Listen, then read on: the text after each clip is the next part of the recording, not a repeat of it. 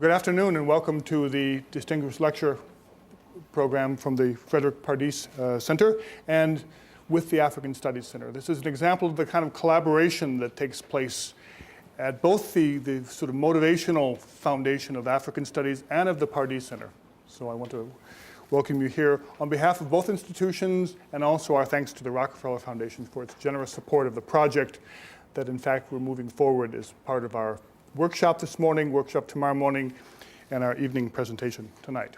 I thought I'd begin by recognizing that we have an audience of people who know Pardee very well, but maybe not African Studies so well, and vice versa. So I wanted to begin with a comment that addresses the question that I often hear from colleagues: what is the Pardee Center?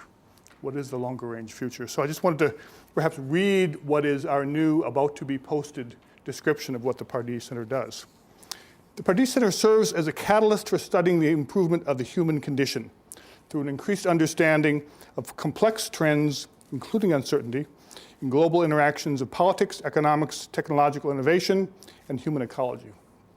And the particular point I think that connects us to our distinguished lecture today is the fact that the Pardee Center mission recognizes the notions of complexity and uncertainty. When we're talking about development, there are issues about ecology, about economic interventions, externalities, as some of our colleagues from economics would identify them. And I think today is a wonderful example of that. So by way of introducing our speaker, I want to say that he is someone that we chose, invited to be with us, because his work fundamentally links the certain and the uncertain, in that he is what he describes himself as being, which I thought was a wonderful self-description this morning, a public health engineer that implies both the complexities of public health and the certainties of engineering, or the seeming certainties. So I want to talk about William Jobin, who is a colleague of many years of people who have been involved in this project about malaria and connections to agroecological change.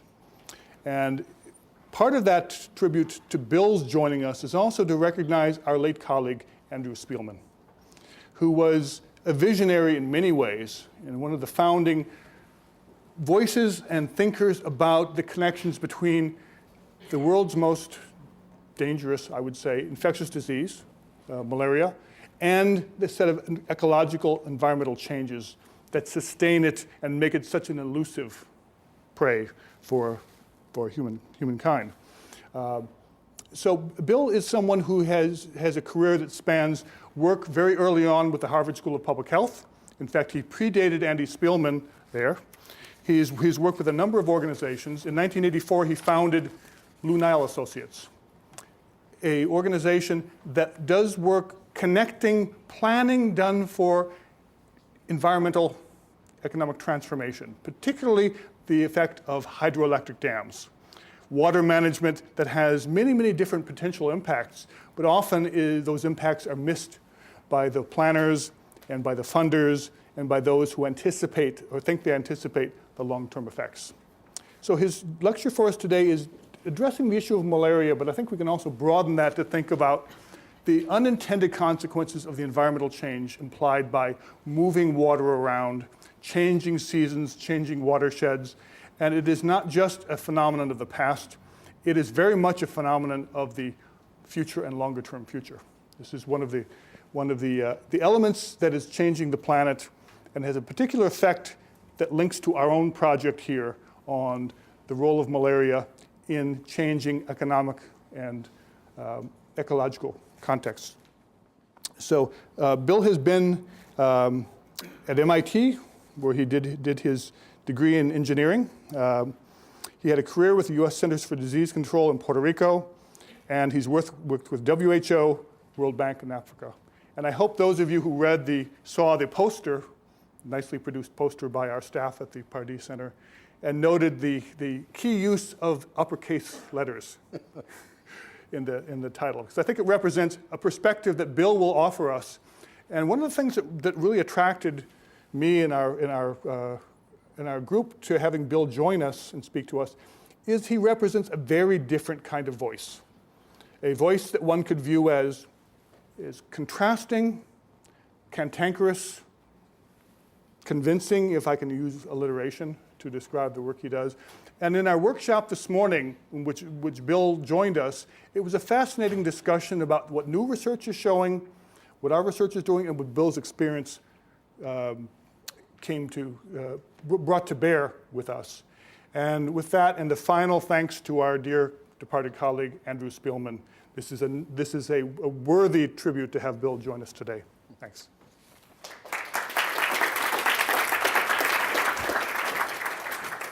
Thank you, Professor McCann. Are the lights going to stabilize, maybe? Yeah, okay. For at least 3 reasons, I'm really pleased to be with you this afternoon, and that you would take the time from your busy schedules to come over here. And what I have learned in the last few years is that we've been joined in the fight against malaria by folks from 2 other disciplines, economists and historians. And they've added immensely to the work, to the understanding of the work that we're doing. I'm also very pleased to be at the Pardee Center for the Study of the Long-Range Future, because my passion in the last 10 or 20 years has been fighting the malaria establishment and trying to get them to think that way. For them, the future is whatever the next funding cycle is. Maybe we got a 3-year grant, we got a 5-year grant. That's the future we think about. And if you take a look at history, we've been in this malaria fight for over 100 years. As soon as somebody discovered it was a mosquito that caused it. So the perspective of the Pardee Center is very welcome. And the linkage that economists give to us between malaria and agricultural production and the national budget and all of these other factors is also deepened our understanding of how to fight this baby. And then the historians, what particularly pleases me about Professor McCann, the historian, is that this guy has learned the names of all those nasty little mosquitoes and the strange things they do. You know, they're not all the same. There's Anopheles gambia, there's Anopheles funestus, now there's Kustani in Ethiopia, there's Arabiensis. I mean, they're just beyond cataloging, but besides being a historian who looked at the changes in agriculture and then the changes in disease, he's also mastered the entomology of this problem. And that brings us to Andy's professor, the late Professor Andrew Spielman, who was professor of medical entomology at the Harvard School of Public Health, just across the Fenway. Andy was a character. And I thought Rich Pollack was going to tell some stories about him, but I'll tell you one that I remember pretty well. He had this lecture about stinky feet. Or it was, I don't know if it was smelly socks or stinky feet, whichever it was. But according to the late Professor Spielman, when this female mosquito gets into your room at night and the lights are out, and the room is full of CO2 from all the people breathing, she can't see you, and she can't zero in on the CO2 because there's too much. So what does she go for? Stinky feet. And every time he gave that lecture in Harvard, I couldn't help thinking of the times when I came home from slogging through the swamps in Puerto Rico and took off my boots and had those stinky feet. I wondered that I never got malaria from it. So I'm going to propose to the World Health Organization that they start a health education program to get the children, before they go to sleep at night, to wash their feet. They'll probably take care of all this vaccine research and everything else that we're doing. Just get them to wash their feet. For The Economist, 2 weeks ago, no, it was 3 weeks ago, I attended a conference in New York at the World Trade Center. It was called the Forever War Against Malaria, which again gives you the idea of the longer range future. And one of the speakers there was the economist, Professor Jeffrey Sachs from Columbia University. Jeffrey Sachs has made a great contribution to the fight against malaria in a number of ways. One of the things is just his optimism. You know, he's sort of infectious. When he starts talking about we can do it, everybody in the room says, okay, let's do it. And in fact, he was instrumental in establishing the Global Fund, a UN fund for the fight against AIDS, tuberculosis, and malaria in 2002. So he's had a really big and a really good impact on the fight against malaria. But he kind of, he's an economist, not a malariologist, so he kind of adopts the World Health Organization strategy. And I pointed it out to him that this is an unsustainable strategy. It requires that every year you buy more drugs, you buy more nets, and you buy more biocides every year. And these costs are beyond the costs of the average African country. So they have to go to the Global Fund or to the Gates Foundation or whoever to scare up this money to keep their fight going. So especially with malaria, that's a sign you're in trouble. Because as soon as you run out of money, then all of the people who you have been protecting over the past 5 or 10 years and who have lost their immunity to malaria because there's been no mosquitoes biting them, those folks are at real great risk. As soon as your funding stops, you get a rainy year, a lot of mosquitoes, and you start getting the really severe lethal forms of malaria, especially the kind that kills children. So I said, look, if you're going to follow this kind of unsustainable strategy that depends on annual funding from the Global Fund, you've got to have an exit strategy to get out of it. And he says, well, what can we do? So being an engineer, this is very simple. You just drain the swamps, and you fix the housing. You put screens on the doors and windows. You block the holes in the eaves and the ceilings, and you're starting to get permanent control measures to add to the ephemeral measures that WHO and the US are using. But he wouldn't buy that. He said, no. He says he's seen calculations that in Africa the force of infection is too large and those simple methods just wouldn't work. Well, I wasn't able to continue that argument, but I'm going to get back to him because I think that's an important thing, to have an exit strategy. Especially if you recall that right after Thanksgiving, I think it was the 28th of November, the Global Fund announced that it didn't have any money anymore this year for malaria control. So everybody who's been hanging on that is now left without funds. Okay, that's my introduction. I think I covered. Oh, I wanted to say how glad I am that there are some engineers here too, to make me feel at home.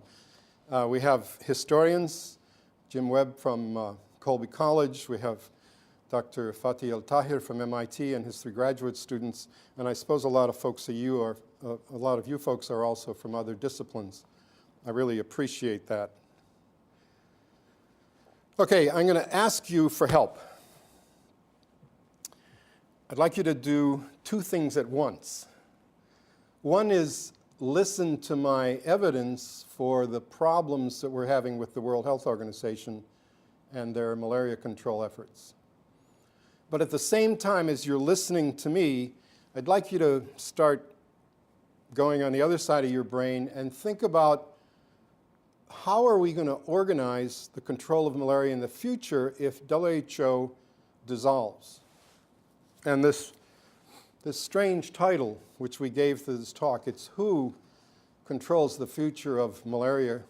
And that was capital WHO, but it didn't mean the World Health Organization. It's a question. Who is going to control the future of malaria? Because it will not be the World Health Organization, I assure you. But rather, taking a page from Robert F. Kennedy, rather than curse the darkness, first I want to light a little candle. WHO and the Rollback Malaria Program and the US part of that, the Presidential Malaria Initiative, have done some really good things. One is that when they started the Rollback Malaria Program, they did not skip over West Africa because it was too hard to deal with.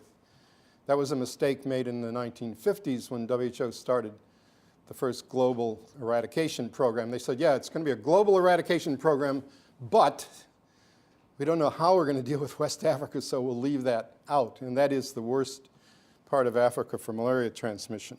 But to their credit, rollback malaria and the US PMI, we call it Presidential Malaria Initiative, are equally involved all over Africa.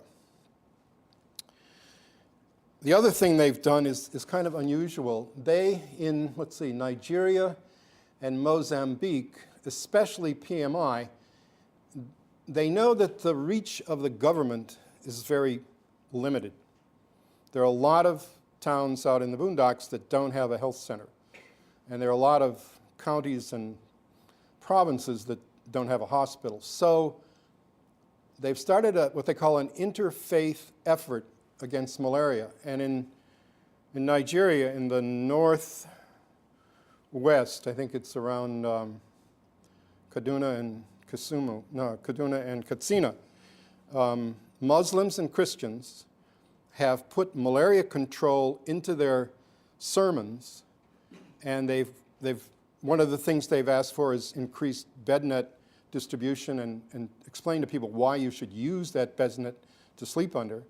And the same thing has happened in Mozambique, and it's Hindus, Muslims, and Christians. And I think that, and so they've got a incredible coverage in those small villages because there's a little church or mosque or temple in almost every one of those villages, whereas the Ministry of Health does not have that kind of outreach. Okay, that was the two candles, I guess. So now I want to give you the evidence of what is happening with WHO and what the problem is. I'm going to tell you a couple stories. My first assignment with the World Health Organization was in 1963. Do the calculations. Some of you hadn't been born by then. So they called me to Geneva and they said, come to the Palais and meet with the team, and then you're going to fly down to southern Africa for 2 months to assist the government in their malaria and control and other disease problems that are being caused by the new dams and irrigation systems. Okay, there were 6 of us. We were headed up by Louis Oliver, who was head of parasitic diseases at NIH in Washington. Don McMullen was head of Walter Reed Army Institute. We had 2 permanent staff members from WHO, and then they brought on 2 engineers from CDC, myself and a colleague. So they flew us down. At that time, it was called Southern Rhodesia. Now it's known as Zimbabwe. We stayed right in the capital city in a really nice hotel next to the government laboratories. We had field and urban laboratory facilities, a large staff to assist us. We could go out and test anybody, school children, anyone. We had mobile laboratories that we took out into the irrigation systems, and we could hunt snails and mosquitoes and whatever. They flew me up to Kariba Dam on the Zambezi.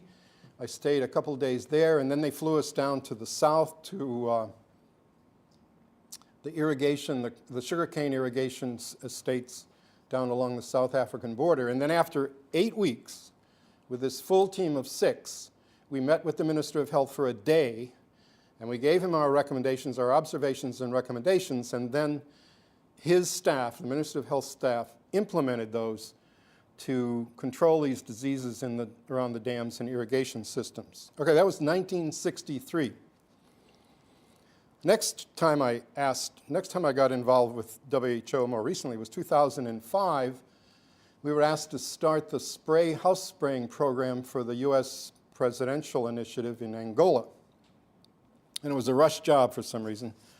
And I got there, and we didn't have any data to work on. What we had was hearsay. Well, there's a lot of malaria in the South, and we think it occurs probably in October. So I said, look, you want me to spend $1 million on hearsay? We got to find out what's going on. So what I suggested was we spend a year studying the epidemiology, and then we spray next year. And they say, no, it's got to all be done before Christmas. Well, okay, so I appealed to WHO. I said, same kind of thing. Look, can you send some people to help us, somebody who knows Southern Africa, who knows malaria, and give us advice on how to approach this? Okay, this was what, 1963 to 2005, 40 years later, they sent one fellow, a very nice retired gentleman, but he spent the first 3 days trying to find a hotel he could afford because the WHO housing allowance is so small that most of the hotels were beyond his reach. So he got a hotel. I said, okay, let's go down to the south. We're going to fly down there on Wednesday. He said, oh, sorry, WHO doesn't have travel allowances anymore for consultants. I can't fly with you. And I couldn't take him because we were on a US government grant and he was a non-US citizen. So, okay, I tried to get him set up in the capital city with the local entomologist, but this fellow didn't speak Portuguese, and I wasn't going to stay there and translate for him. So I don't know what he did for a couple days.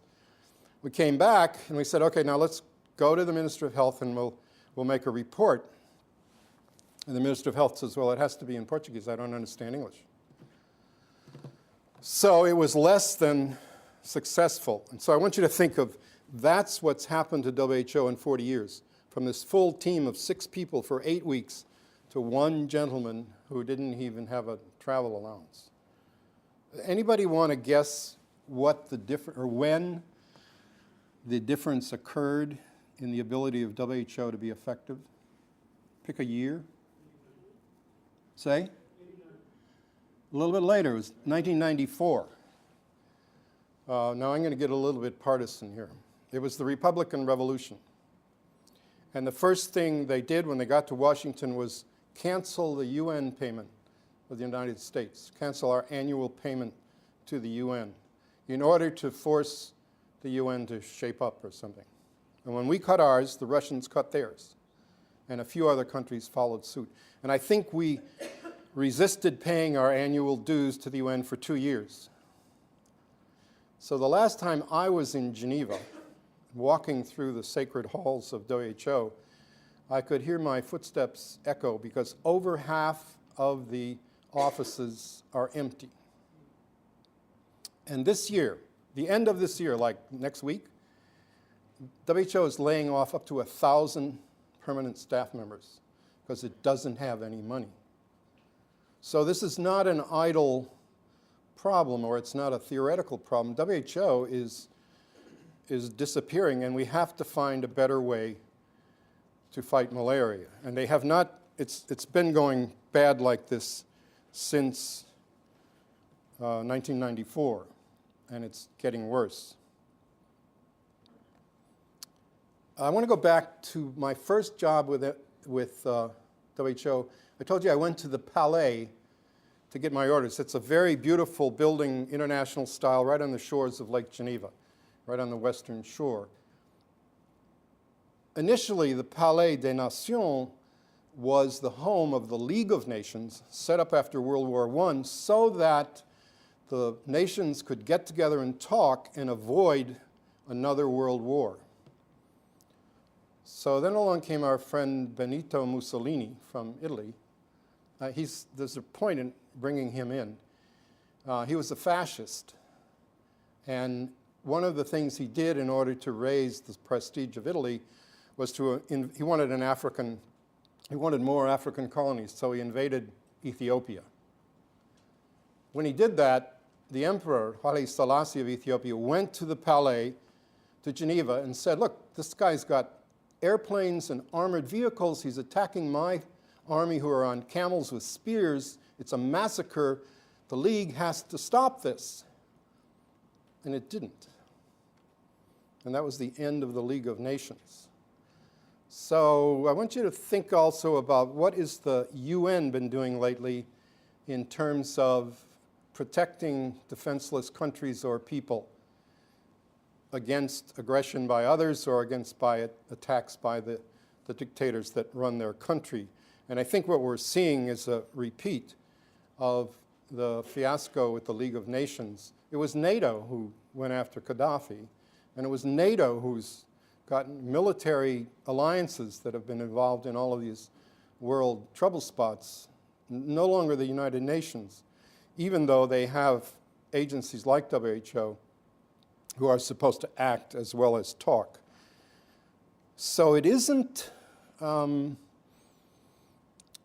it isn't pie in the sky or whatever the opposite of that is to think that the UN is in bad trouble and that WHO is in really worse trouble. So we do need a way to at least supplement WHO, if not replace it completely.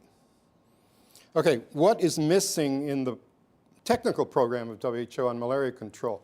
One, they essentially have no evaluation of what they're doing. And this shows up in almost hilarious ways about when they set a goal. When they started RBM, I think it was 1989, they said, okay, by 2010, we're going to cut the amount of malaria in the world in half. And everybody said, oh, wonderful, we'll give you all kinds of money, go ahead. Well, they didn't know how much malaria there was that year, and they have not measured it since. And when 2010 came along, they didn't know how much malaria there was, so they couldn't evaluate their goals. So what they did instead was set a new goal. They said, okay, by 2015, we will reduce the number of deaths from malaria in Africa to 0.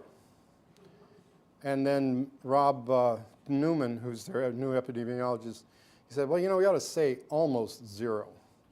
Well, again, they're not measuring it. They don't have a way of measuring it. So they're issuing public relations announcements, and they're not evaluating what they're doing. The second is the only methods they use are drugs, bed nets, and biocides. Those have to be purchased every year, and they do not last. What they have to add to that is the permanent methods that, for instance, drain a swamp. I'm an engineer, I drain swamps. Improve housing with screens. Switch from a high mosquito-producing crop like triple crop rice to one like sesame or bananas or something else that doesn't involve so much water and so many mosquitoes. Also, they had very little national support. They were giving money, for instance, the government of Angola. They were giving money for malaria control to Angola, and Angola wasn't giving a dime, despite the fact that Angola had just had, if I remember the numbers right, $8 billion in new revenue from their oil fields in the previous 6 years. None of that showed up actually in the government's budget, and none of it showed up in the malaria control program. So for the donors who were supporting WHO, there was no exit strategy. And the exit strategy for me would be these permanent measures such as larviciding, where you spray bacteria in the pools in the ground that are producing mosquitoes, or you get community action to go out there and clean those swampy areas out and drain them, or in the average small village, you put in street drains, you carry off the water quickly after rain falls, and for improved agricultural selection of improved crops, healthier crops. So these are the things we could add in terms of technical improvements. There are ways of designing dams and operating dams so that they don't produce mosquitoes or black flies or snails or any of these other little critters that are causing all the trouble. There's a lot of expansion, urban expansion all over Africa. And it would be smart to design that urban expansion so that you have houses that are safe and you have drainage so you don't have mosquitoes in the backyard.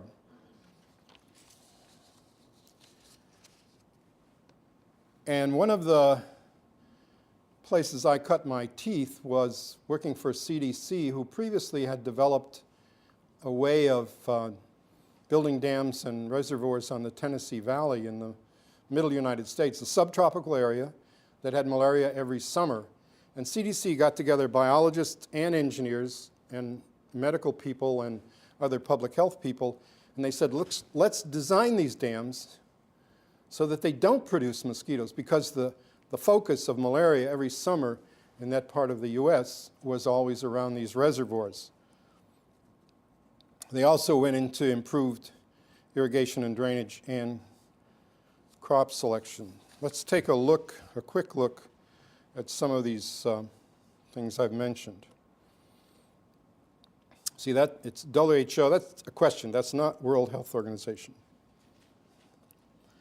This is it's a hydrograph that was developed by the Tennessee Valley Authority. Well, it's developed by CDC and given to the engineers who were running the dams on the Tennessee Valley Authority. This was after the Great Depression, so it was about 1938.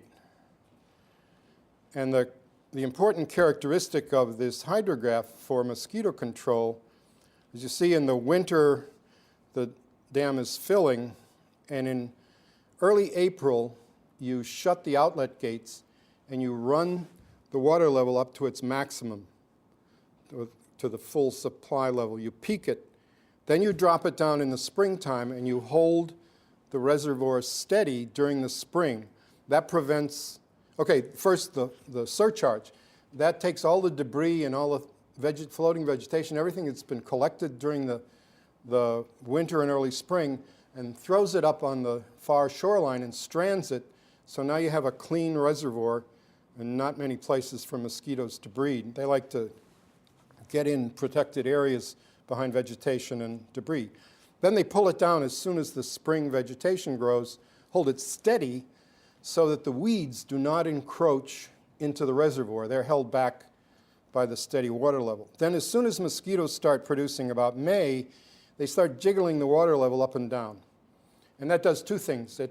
It strands the mosquito larvae up on the banks, or when it comes down, it flushes them out into the open where the fish can pick them off. And because of the inflow and outflow requirements for these reservoirs, you could hold that steady during the early part of the spring. But by July, and incidentally, this was also the time, because of higher temperatures, when the mosquito production went way up, they could not only jiggle the reservoir level, they could pull the reservoir level down, which gave them some additional impact on the mosquitoes. Then by October, when it was starting to get cold, the mosquitoes were no longer breeding, they stopped that, and they just let the reservoir empty out by itself. This is the engineering hydrograph, which you'll find in a book on TVA, which I gave the reference in the handout. You can get it. It's a rare book. You can get it at the Countway Library over in Huntington Avenue at the Harvard School of Public Health. Just to give you some idea of the costs that we're dealing with, this is the annual cost of indoor spraying from the 15 countries that the U.S. Presidential Malaria Initiative is dealing with now. It ranged from the very large program in Ethiopia. It cost about $12 to spray a house once a year. And in Mali, where they had a smaller effort, it cost about $30. Then the far column, the cost per person, was about $2 per person protected in Ethiopia, $7 in Mali, and the mean was $4.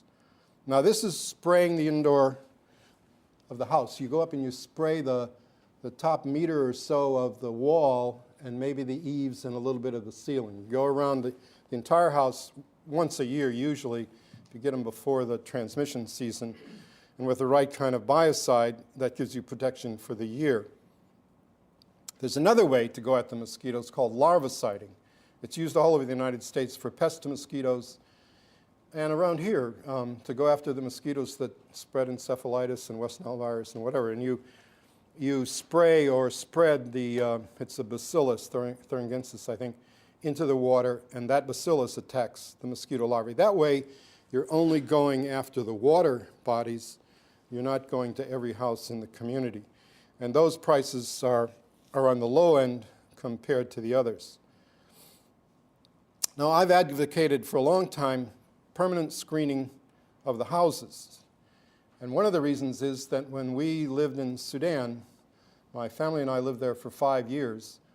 After I got there for a year and saw what the malaria situation was, we screened in the house and stopped using chloroquine as a prophylactic.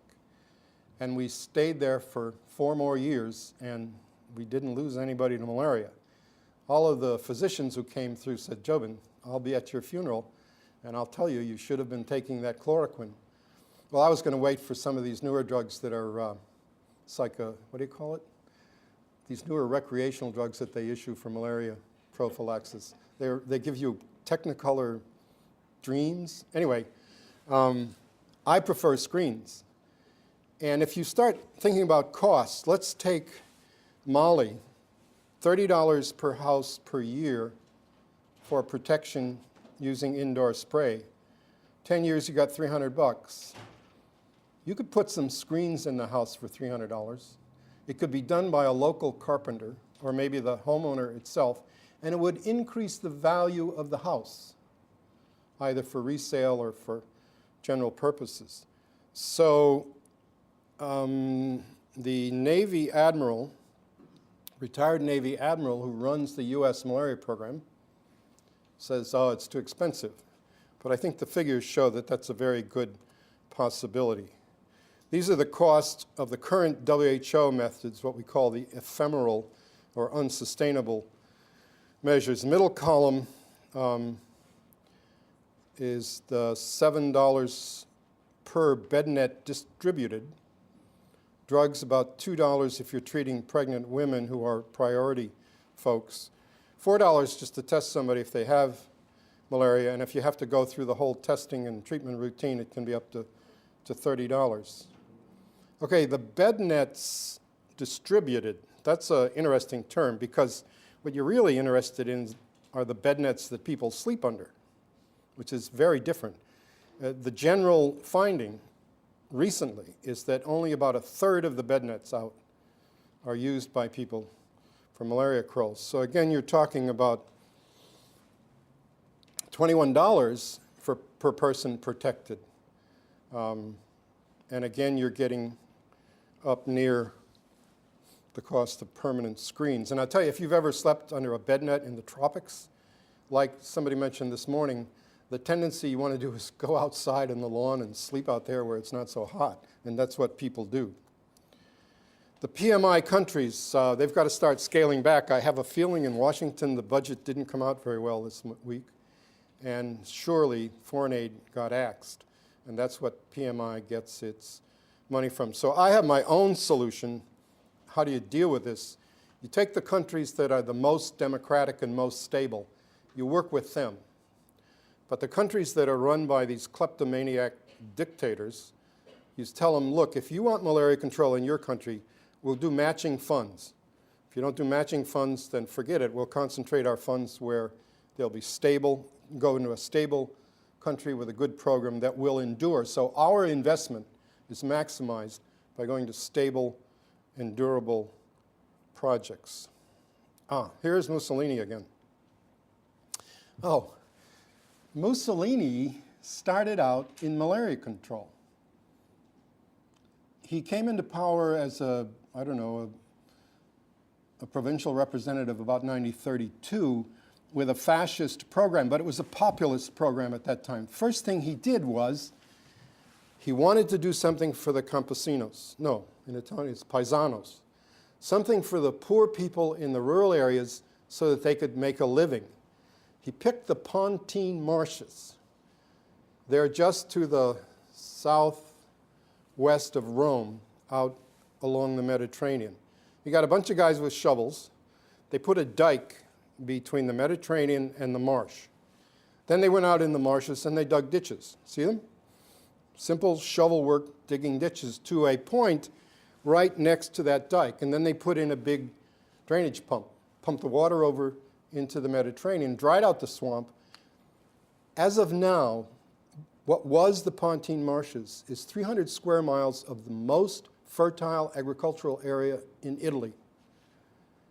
They grow sugar beets, cereals, including wheat, and they have citrus crops, and they graze livestock. That's, drain a swamp. It was pretty effective. So after that, Mussolini kind of went off the rails. Do I have time for one more story, Jim? Hitler got into this too. It's strange how these fascists get involved in malaria control. When the US Army came up through the Mediterranean and invaded Italy from the south, Mussolini very quickly saw the writing on the wall and he switched sides from being part of the Axis powers with Adolf Hitler to the Allied powers with the US and France and England. As soon as he did that, Hitler had to start withdrawing the the Wehrmacht out of Italy and take them up into Germany, and Hitler did not like it. So on his way out, they went to those drainage pumps and they reversed them. And they pumped the water back into the Pontine marshes in order to ruin them. And it took them until something like 1948 before they could reclaim those marshes again. And then finally in 1960, I believe it was, Italy was able to say they had eliminated malaria from their national territory. So out of this, I developed a rule for fighting malaria in Africa. I think it's the third rule. If you're fighting malaria anywhere, just remember that the dictators are as bad as the mosquitoes. May we have the lights? Or is that, has to be sent by telegram to the guy next door? Okay, so now it's your turn. Oh, I just wanted to go over one more time this hydrograph, because this is a hydrograph for an American river and American mosquitoes and American malaria, which are quite different from African. And in Africa, there are several kinds. So the challenge I give to you folks who are entomologists or biologists is come up with a similar one for Africa that will deal with the Anopheles gambia or phonestis or whatever transmits malaria in Africa, and tell us when and where we should do these jiggling exercises with the dams and reservoirs. You take this little hydrograph to the engineer or the hydrologist who's operating the gates on the dam. He'd love to have this, but we need an African one. This is for the American mosquitoes. So I challenge you folks, if you want to come up with a similar hydrograph for Africa. Okay, so now that you've had a chance to figure this all out, who has some suggestions about what we can do in terms of an agency, or what we can do in terms of an international group who can supplement the effort that WHO is carrying out in the United States to control malaria, because we need it. It's not just a theoretical question.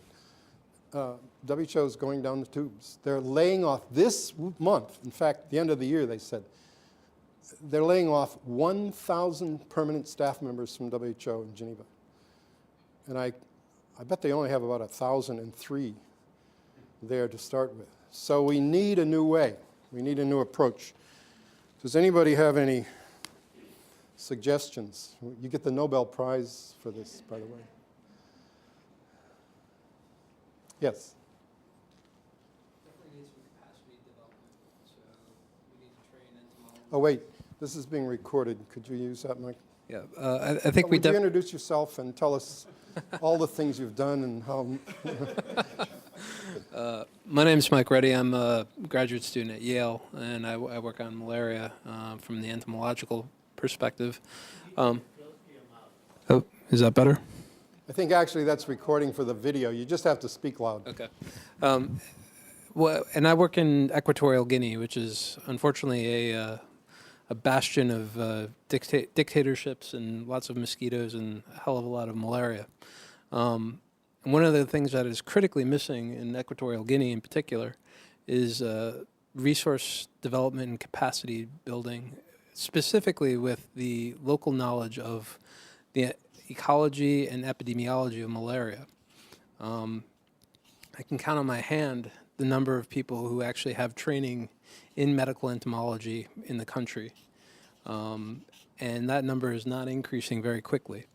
So my suggestion would be, one, capacity building, specifically training folks to know how to recognize mosquito vectors, their behaviors, and then intervention methods that could be applied locally in a sustainable and responsible manner. Good. Thank you, Mike. Number two.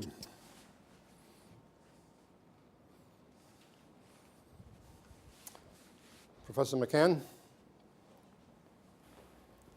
Thanks. I think one of the things that we've seen missing over the years is any connections between the various agencies who work in these complex ecologies. The Ministry of Agriculture, who decides on what crops, what techniques they're going to be training, they're going to be funding, do not speak to the Ministry of Health. When we've had meetings, they introduce themselves to one another, says, nice to meet you, we've never met before. So the connections between economics, planning, people who design dams. I think that TVA is a great and is an amazing example of what we missed when we think about what the TVA did for the US. We don't think about malaria control. So it has to be built-in connections, communications between the key ministries, and those don't take place. They have no mechanisms for really interacting around problem solving, in this case being health. Number 3? Yes. Hello, my name is Priska Castañer. I'm an economist. Economist. Thanks heaven. Yeah, sure. I think that the basic step to take here would be to reform the UN and especially the veto that some countries have in it. So. I'm not sure I understand. Reform the UN. For the UN? The way the UN works, and therefore, you know, the health So you're talking about organization. reforming the UN? Reforming the UN would be a good idea. Or supporting it, maybe? Exactly, but also taking into account that some countries have the right to veto, which makes the UN pretty much useless right now. Okay, so we've got an entomologist, a historian, and an economist. How about an engineer? Or anyone? Yes, well, My name is Derek Moina, and I'm a theologian. We are also concerned about malaria. you're a what? A theologian. Theologian. Alhamdulillah. I think one of the things that we can think about are technologies, like personal technologies, like things that people can use outdoors. Because one of the problems is that you have people like, say, who work on the rivers at night, and they get bitten by mosquitoes. In Africa, people don't necessarily get inside their homes, say, at 5 p.m.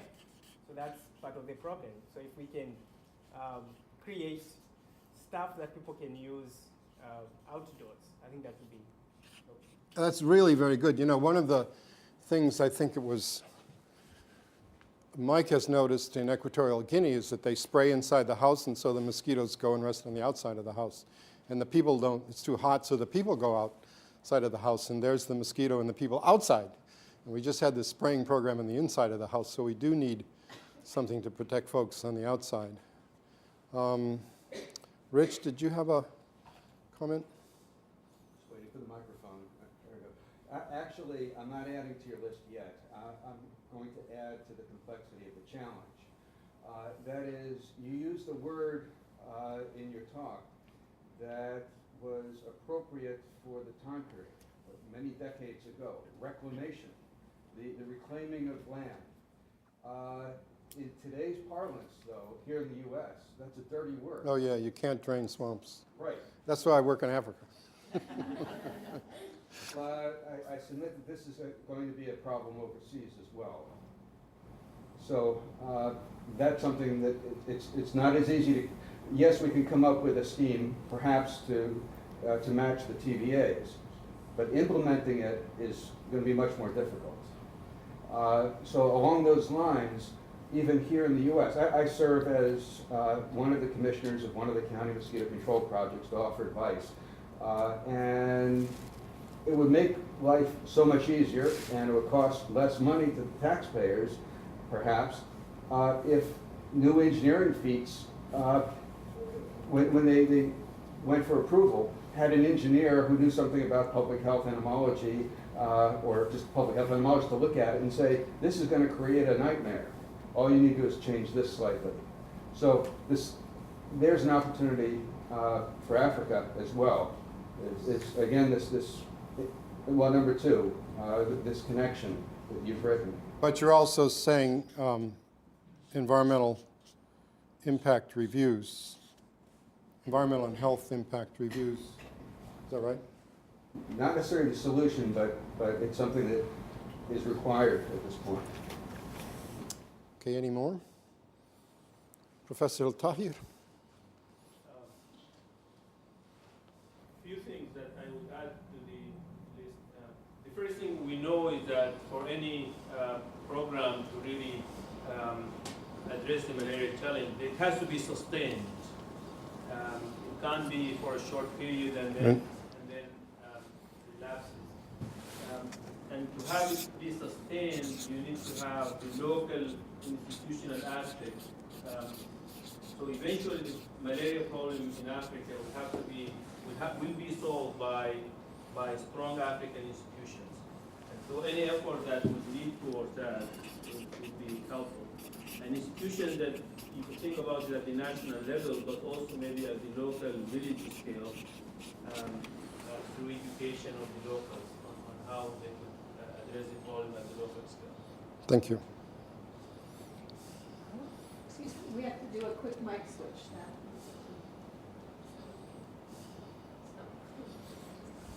Hi, Susie Foster from the School of Public Health. I'm an economist, but I'm going to play entomologist for just a minute. My understanding is that a lot of African malaria is really down to the problem of the Anopheles gambiae, which can breed in a hoofprint. So a lot of these large engineering solutions obviously would have some application, but you're still not going to deal with the problem of the gambia, which can, takes very, very tiny amounts of water to breed. So I think emphasis on bio engineering applications to eradicate or somehow sterilize or whatever else you can think of to get rid of the gambiae vector would really be a step in the right direction. And I think there is some work going along those lines, but I'm sure it needs more money. And I'd also, the theologian, I think, the personal protection measures, I think, is a really good approach. And I wonder if there isn't some sort of a plant or some product that people could make at a local level that they could, create their own insecticide. I know that tobacco can be used in certain circumstances. Not that I want to encourage the growing of tobacco, although that's maybe a better use for it than the other uses. But some sort of a crop that could be grown to produce locally, local insecticides might be another way to go. Thank you. If I may impose upon you, Professor Tahir, about this Anopheles gambia in footprint problems? Actually, that's something that we have addressed through our research. There is this general knowledge that gambia could really breed on hoofprints. Actually, that's not very accurate. From the hydrologic point of view, a very small water body of that size would evaporate in a day or two, and that would not be enough for really to be used as a breeding site for mosquitoes. So what it's really coming from is the fact that the ideal breeding site for mosquitoes really would have something that had to be in the scale of 10 or 15 meters so that it could really survive evaporation for about a week or 10 days. And that concept came up from the observation that entomologists would go out in the field and there would be a site where it was really a breeding site and animals would come around it, cows will come around it, and so you'll see the hoof print and you will see some larvae in it, but it's really because it was part of a larger water body. So our work actually in Niger, in a village in Niger, showed that to be the case. And so so that's comment I would like to Thank add. you very much. In other words, although theoretically the Anopheles will breed in that, if you lower the water table of the area, that footprint will dry out in a couple of days and will not be a site. So the drainage engineers still have something to do. Any other suggestions? Sir. I like the way you were talking about the importance of, I like the way you were referring to the importance of an historical perspective. I was an advisor on a Harvard team to the Ministry of Finance in Indonesia back in the day. And historically, we know that the Dutch banned the cultivation of shrimp in ponds in the capital city of Jakarta, which was then known as Batavia, because of the malaria outbreaks in the northern part of the city that were very destructive. And we noticed that the government was replicating that on the southern coast of Java, a large crustacean production system. And the source of the problem was that the salinity gradient was lowered by the infiltration of water streams inland, while if they had just used salt water for those ponds, it would have been friendly to the shrimp and unfriendly to the mosquitoes. And by doing this intervention systematically and building it into the reportable health statistics in the local kabupatans, the local districts, both the periodicity and the intensity of epidemics was declined considerably. Thank you.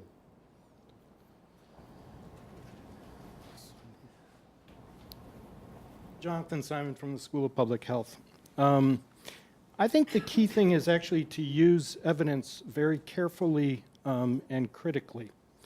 To compare the capital costs of the Tennessee Valley Authority reconfiguration of the southern landscape of the United States to the malaria control efforts and the money we have now is meaningless. To be wrong that PMI is contracting, PMI is expanding. They just added Nigeria and Congo. The number of staff at WHO is immaterial. It's a technical normative agency. It's not a control agency. Control is done by national governments. And in fact, the Global Fund has supported national governments quite generously the last 6 or 7 years. And therefore, we do see a reduction in under 5 mortality due to malaria. Whether the Global Fund will continue to have money, factually accurate, the 2014 round 11 was canceled. The ongoing grants don't actually get impacted until 2014. So one thing I would be very careful about is the data that's presented and how we use that to reach determinations on what we think a very complex story is. Thank you. Ma'am. Hi, I'm a freshman here at VU. Going off on the personal protection and the education, I think just greater awareness of what malaria actually does to people in Africa and educating them about how they can get treated and how they can get confidentially tested and stuff like that. And then if they could get confidentially tested through like an online system or something, then those numbers could be anonymously sent to government agencies and organizations like the World Health so that they could have numbers in order to better evaluate what they need to do to correct the problem. Because you said in your lecture that you don't really know where the numbers are and where they're going, so it's kind of hard to evaluate what direction you need to go in if there's nothing to start with. Very good. I'm still looking for a new agency besides the health folks or besides the U.S. foreign aid. Pardon? I think there are too many agencies and none of them have... Okay, but they're not working. A new agency? Yes. Sorry, I confiscated already the microphone. So I guess it's not going to be in the spirit with the agency because I'm more thinking of, because of this entomology and epidemiology and the localness of, malaria transmission and the eradication efforts, I was more thinking day-to-day activities and with that comes ownership. And we talked about, interminister connection, but I would like to see those connections going down to the operational level, and monitoring of performance of, an integrated program is a task, and one of, that also includes, different engineering methods. Actually, try to understand which interventions are contributing or working as planned, and what's going on the ground. And you introduced the concept of, timing of different. It's the same thing with controlling the water in a dam or, controlling different breeding sites with different methods in a given area. So how to think about that, how to approach it, and how in this kind of aid and vertical implementation of programs, how to go from there to having local ownership of these programs that are implemented by many different agencies, which we have in the last 20, 30 years, NGOs doing different activities, and how do you integrate these on the case management, on vector control, and different aspects of disease control and planning. So I did my fieldwork in Tanzania trying to do the urban malaria control in Dar, and priorities changed. When I arrived, there was cholera. So malaria was basically to the side, but when we started talking about malaria control, larvicides, urban planning, the IRS activities, everything was all over the place, and none of these city council, groups did know each other, which I think Jim mentioned, at the very local level. And then there was one city medical officer of health trying to coordinate these people, and public works engineer was saying that he has money for drainage, but he can only protect the roads, not necessarily, in Dar, there is a creek and there is flooding and there is malaria and cholera. So I think, it's just, this is, I think, jumping back and forth between scales, the global picture and the local and what you do. So I'll just stop here. Thank you, and thank you all for your, I think we've got a reception coming up or something. There'll be a little more time. I would just like to add my solution, my next step on this is to assist the African Development Bank, which is now in Tunisia, whose job is to develop water resources, hydropower, and agriculture and urban centers in Africa. They loan money with a specific project proposal, and they are now reviewing these projects for the health and environmental impacts.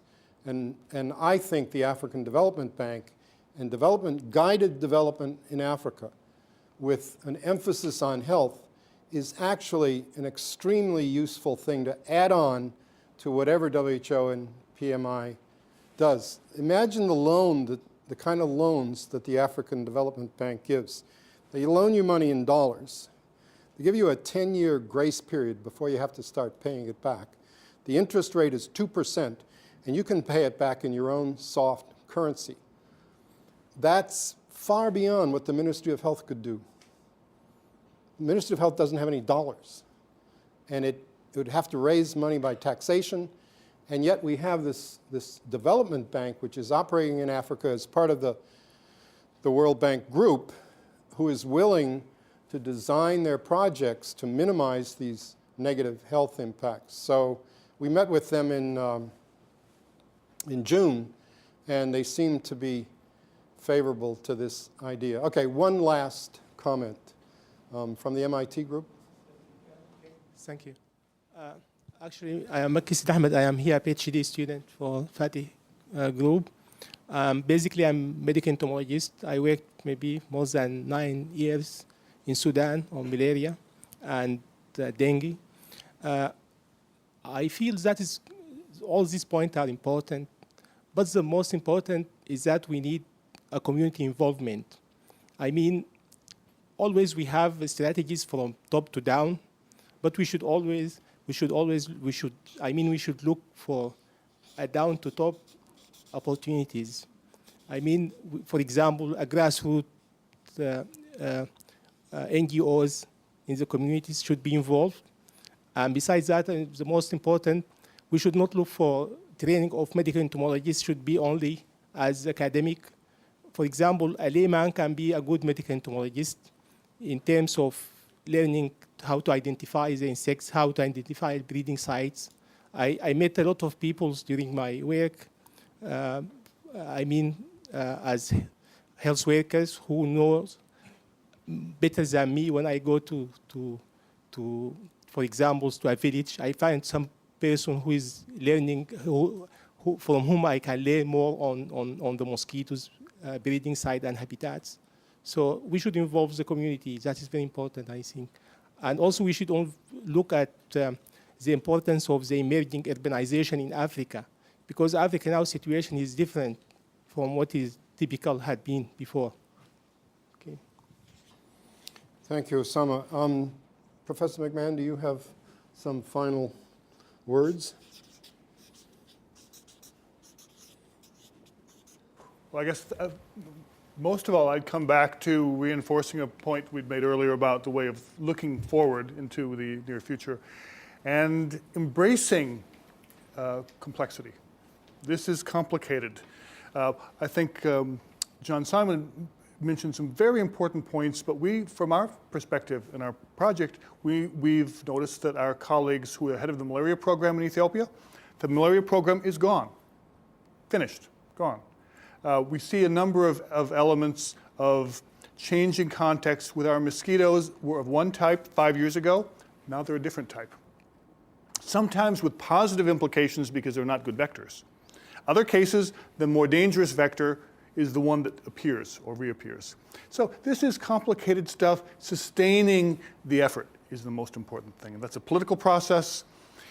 I dare say community involvement, important, but look at who solved the problem most effectively in such a short period of time. Benito Mussolini. Cosa de democracy? No. Non c'è in that time. So these are complex issues, but I think sustaining our interest, and I think that Bill's raising issues about maybe an alternative to the African Development Bank. But anyway, we're here to discuss and enjoy Bill's presence with us, so thank you very much. You're welcome. Thank you for your attendance.